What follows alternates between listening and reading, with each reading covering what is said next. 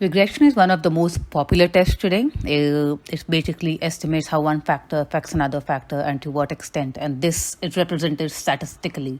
If you want to find out how your perception of a soap is going to affect your buying decision, then it represents the value numerically. Secondly, there should be at least 50 observations for you to get a reliable result. If the result is not reliable, then your regression model will be inaccurate. And thirdly, then the regression test is applicable only on numerical data. Let's take a look at the sample that I'm running here for you.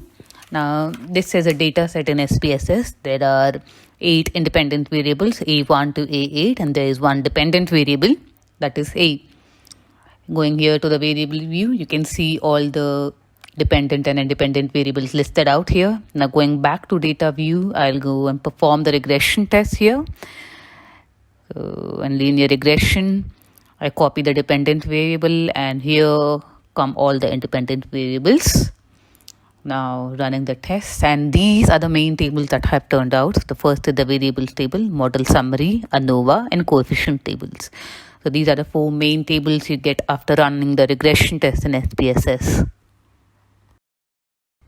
Let's take a look at all the tables one by one. Now, if you recollect, the first table that came out after performing the regression test was the variables table. And this is nothing but a table that is displaying all the variables you had entered in the test. So here we have the dependent variable listed out separately. And within the table, we have all the independent variables, that is A1 to A8. The next table is the model summary table, and it's one of the critical tables in regression test because it displays the values of R square, adjusted R square, all of which are relevant in your interpretation of SPSS regression test, which we're going to study later on in this video.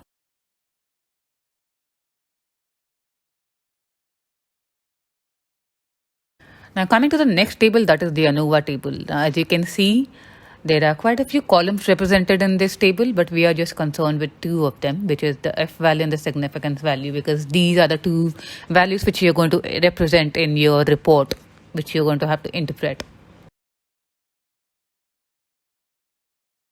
And the final one is the coefficient table, depending on which you will accept or reject the hypothesis.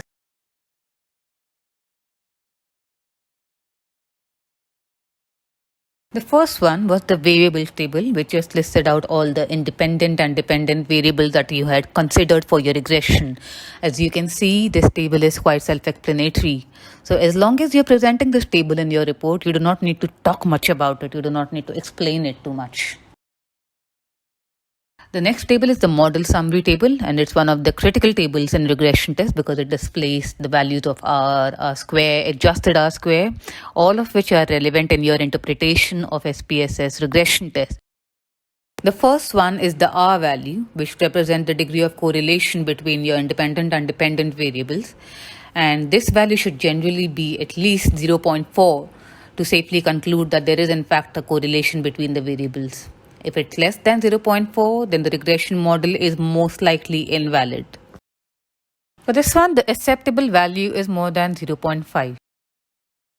The next one is the adjusted R square value, which depends on the value of R square. And it is just adjusted for the number of variables. So if the number of variables in your study is increasing or decreasing, then the value of adjusted R square increases or decreases by plus or minus 10% of the R square value. The third one is the ANOVA table. This is again a critical table in regression interpretation because it presents the F value, the significance value, which is extremely important in your interpretation. In fact, this is the key to your regression output. The first value, which is F ratio, it represents the amount of improvement in the model after adjusting it for inconsistencies. So this value should be more than 1. As you can see in our example here, the value is 34.727, which is more than good. So we're going to go ahead and look at the next value, which is the significance value. The next value is the significance value, which represents the amount of error present in your regression model. And the ideal value depends on the precondition that you had set in your research. So suppose if you had stated earlier on in your research that you want 95% accuracy in your regression model, then this value should be less than 0.05. And if you had stated that you are okay with 90% accuracy, then you can accept any value that's less than 0.10. And as you can see in the example here, we are achieving 0.000 significance, which means there is no error in our model. So this is quite a good model. And last one is the coefficient table. As you can see, there are multiple columns in here, but we are concerned only with three main values, which is the beta value, the t-statistic, and the significance. Now, the first one is the beta value, which is again a representation of the amount of variation that takes place in your dependent variable when you change the values of the independent variables. Now, there is no ideal value as such. The next one is the t-statistic, which just shows how close the value is to the null hypothesis, and ideal value is anything that is very close to the tabulated t-value. Now, the last one is once again the significance table. The only difference being that in this case, the significance value for each independent variable is represented separately. So in our case, as you can see, the values of A1, A2, and A4 are less than 0.05, which makes these variables relevant in our study, which means that variables A2, A1, and A4 have an impact on the dependent variable.